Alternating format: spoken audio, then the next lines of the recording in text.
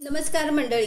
काही लोक फार सुंदर दिसत नसतात, त्यांच्याकडे खूप महागडे कपडे किंवा मोठी गाडीही नसते, पण तरीही ते जिथे जातात तेथे एक वेगळी छाप पाडतात. ते चार चौघात बोलायला उभे राहिले की सगळे शांत होऊन त्यांचे ऐकू लागतात. असं का होतं, कधी विचार केलाय का? कारण त्यांच्याकडे एक अशी जादू असते जिला आपण बोलण्याची कला, आर्ट ऑफ कम्युनिकेशन असे म्हणतो. शब्द हे डोळ्यांना दिसत नाहीत, पण आयुष्य बदलण्याची किंवा उद्ध्वस्त करण्याची ताकद त्यांच्यात असते. एक गोड शब्द तुटलेलं नातं जोडू शकतो, एक तर चुकीचा किंवा कठोर शब्द आयुष्यभराचं नातं क्षणार्धात तोडू शकतो. तुमच्या यशामागे फक्त तुमची पदवी किंवा संपत्ती नसते, तर अनेकदा तुमची बोलण्याची पद्धत असते. जर तुम्हाला समाजात आदर हवा असेल, नातेसंबंध मजबूत करायचे असतील किंवा करिअरमध्ये पुढे जायचं असेल, तर हे कला शिकणे अत्यंत गरजेचे आहे. आजच्या या सविस्तर व्हिडिओमध्ये आपण अशा 10 सुवर्ण सवयी आणि नियम जाणून घेणार आहोत, ज्या आत्मसात केल्या तर तुम्ही तुमच्याशी बोलण्यासाठी आतुर राहतील, लोकांचा आदर करतील आणि तुमची आठवण कायम ठेवतील. व्हिडिओ शेवटपर्यंत नक्की पहा, कारण शेवटचा नियम तुमचं आयुष्य पाहण्याचा दृष्टिकोन बदलू शकतो. बोलण्यापूर्वी ऐकायला शिका. संवाद कलेचा पहिला आणि सर्वात महत्त्वाचा नियम म्हणजे आधी ऐकायला शिका. बहुतेक लोक दुसऱ्याशी बोलताना फक्त मी काय बोलू याचाच विचार करत असतात. समोरचा व्यक्ती बोलत असताना लोक त्यांचे ऐकत नसतात, ते स्वतःचे उत्तर काय असावे याची तयारी करत असतात. ही सर्वात मोठी चूक आहे. महान आणि यशस्वी व्यक्ती आधी मनापासून ऐकतात. समोरची व्यक्ती काय सांगते, तिच्या आवाजातला भाव काय आहे, तिच्या मनात आनंदाची भावना आहे की दुःखाची. जेव्हा तुम्ही समोरच्याचे पूर्ण लक्ष देऊन ऐकता, तेव्हा त्याला वाटतं की या माणसाला माझी काळजी आहे. लक्षात ठेवा, लोकांना बऱ्याचदा तुमचा फुकटचा सल्ला नको असतो. त्यांना फक्त एक असा माणूस हवा असतो जो त्यांचे म्हणणे शांतपणे आणि समजून घेऊन ऐकेल. जो माणूस चांगला श्रोता असतो त्याला प्रत्येकजण पुन्हा भेटू इच्छू शकतो. शब्दात गोडवा आणि मऊपणा ठेवा. दुसरा नियम, शब्दाची निवड. सत्य बोला, प्रामाणिक राहा, पण सत्य बोलताना तुमचे शब्द कठोर नसावेत. बऱ्याचदा लोक म्हणतात मी तोंडावर स्पष्ट बोलणारा माणूस आहे, पण स्पष्ट बोलणे आणि समोरच्याचा अपमान करणे यात खूप बारीक रेषा असते.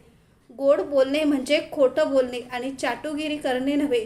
गोड बोलणे म्हणजे समोरच्या व्यक्तीच्या स्वाभिमानाचा सेल्फ रिस्पेक्ट आदर करणे. कटू शब्द तुमच्या क्षणभराचा राग कमी करू शकतील, पण समोरच्याच्या मनावर आयुष्यभराची जखम देऊन जातील. धनुष्यातील सुटलेला बाण आणि मुखातून निघालेला शब्द कधीच मागे घेता येत नाही.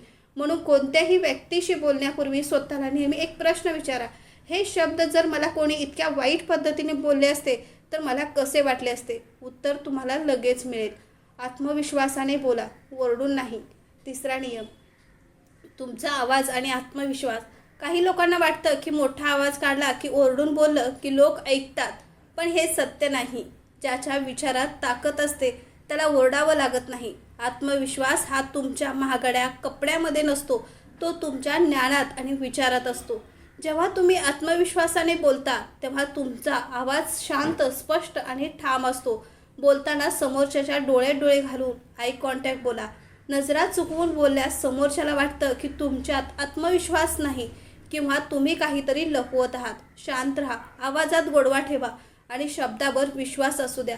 लोक आपोआप शांत होऊन तुमचे ऐकतील. प्रत्येक माणसाला महत्त्व आणि आदर द्या.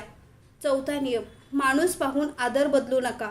एखाद्या माणसाचे खरे व्यक्तिमत्व यात दिसते की तो अशा माणसाशी कसा वागतो ज्याच्याकडून त्याला कोणताही फायदा होणार नाही. तुमच्या घरात काम करणारे मदतनीस असोत, ऑफिसमधील वॉचमॅन किंवा एखादा मोठा उद्योगपती असो, प्रत्येकाशी समान आदराने बोला. जेव्हा तुम्ही लहानपणापासूनच मोठ्यापर्यंत प्रत्येकाला मनापासून आदर देता, तेव्हा लोक तुमच्यावर फिदा होतात.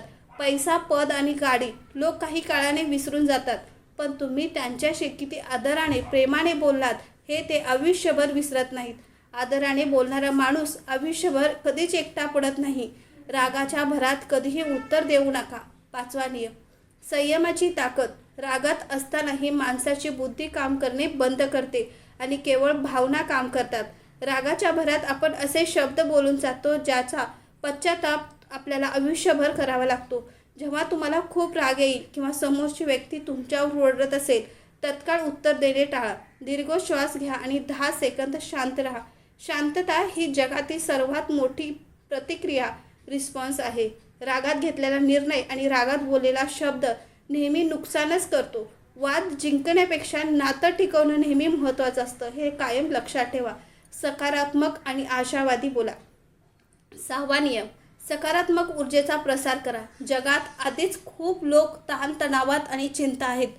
प्रत्येकजण आपल्या लढाईत व्यस्त आहे. अशा वेळी जर तुम्ही भेटल्यावर फक्त तक्रारी करत राहिलात तर देशाचं काही खरं नाही. पगार कमी आहे, हवामान वाईट आहे, तर लोक तुमच्यापासून दूर पळतील. लोक अशा व्यक्तीकडे आकर्षित होतात जी भेटल्यावर ऊर्जा आणि आशा देते. तुमच्या शब्दात उमेद असली पाहिजे. एखाद्या निराश झालेल्या माणसाला तुमचा एक सकारात्मक शब्द जगण्याची नवी दिशा देऊ शकतो. काळजी करू नको, सर्व काही ठीक होईल. हा साध्या वाक्यातही एखाद्याचे आयुष्य सावरण्याची ताकद असते. नंबर 7, योग्य वेळेची आणि स्थानाची पारख ठेवा. 7वा नियम, कोठे, कधी, किती बोलावे हे शिका. तुम्ही काय बोलता यापेक्षा कधी बोलता याला खूप महत्त्व आहे. जर समोरचा व्यक्ती चिंतेत किंवा कामाच्या ताणात असेल तर त्याला तात्विक ज्ञान सांगू नका. 4 लोकांसमोर कोणाचीही चूक काढू नका. सल्ला द्यायचा असेल तर नेहमी एकांतात द्या आणि कौतुक करायचे असेल तर 4 चौघात करा. योग्य वेळ पाहून योग्य शब्द वापरणे हीच खऱ्या अर्थाने संवादाची सर्वात मोठी कला आहे. जीवनमंत्र. मंडळी, शेवटी एक गोष्ट नेहमी लक्षात ठेवा. सुंदर चेहरा वयोमानानुसार बदलून जातो. पैसा आज आहे, उद्या निघून जाईल. मोठे पद आणि अधिकार काही काळाने निघून जातात, पण तुमची बोलण्याची पद्धत आणि तुमचे शब्द हीच तुमची कायमची ओळख बनून राहतात. आजच्या या व्हिडिओमधून 3 मुख्य गोष्टी मनावर करून ठेवा. पहिली म्हणजे जास्त ऐका आणि विचार करून कमी बोला. दुसरी, सत्य बोला पण त्यात प्रेमाचा आणि आदराचा गोडवा असू द्या. तिसरी, कोणत्याही माणसाचा त्याच्या परिस्थितीवरून अनादर करू नका. तलवारीच्या जखमा काही दिवसात भरून येतात, पण शब्दांनी दिलेल्या जखमा आयुष्यभर भरत नाहीत. म्हणूनच योग्य वेळी बोललेले योग्य शब्द कोणाचेही आयुष्य उजळू शकतात. तुम्हाला या 10 नियमापैकी कोणता नियम सर्वात जास्त आवडला ते कमेंट करून नक्की सांगा. हा विचार जर तुमच्या मनाला स्पर्श करून गेला असेल तर व्हिडिओला लाईक करा. तुमच्या मित्रपरिवारासोबत शेअर नक्की करा. अशा जीवन बदलणाऱ्या प्रेरणादायी विचारासाठी आपल्या मानवी विचार चॅनलला नक्की सबस्क्राईब करा. धन्यवाद.